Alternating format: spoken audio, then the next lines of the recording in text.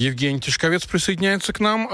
Жень, бодренько на улице, в Москве так точно, по сравнению даже со вчерашним вечером, там 7-8 было, когда возвращался с работы, а сегодня вот выезжал на эфир, уже, по-моему, 3 градуса было, если ничего не путаю. Это что, все уже? Бабье лето 2.0 закончилось? Пора ли забирать суп с балкона, я бы так сказал. Саша, Роман, доброе утро. Ну, в общем-то, да, в принципе, вот этот теплый период начинает сдавать позиции, поскольку ветры развернулись с теплых южных на северные румбы. Ну, а север, понятно, это всегда адвекция более свежих воздушных масс, что и, собственно, понизило температурный режим уже минувшей ночью.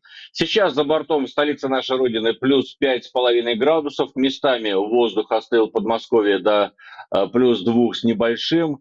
Небо хмурится, но без осадков. Причем слоисто-кучевая облачность на высоте как минимум 2500 метров.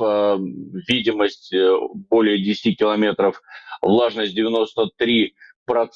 Ветер штиль. Но и в течение дня характер метеоусловий будет определяться тыловой частью циклонического вихря, центр которого проляжет через Черноземье. Собственно говоря, здесь и ожидаются Черноземье, далее там на очереди Среднее Поволжье, где ожидается наибольшее количество сегодня осадков, ну как минимум местами до 50-100% от месячной нормы. То есть в цифрах это где-то порядка до 30 миллиметров осадков.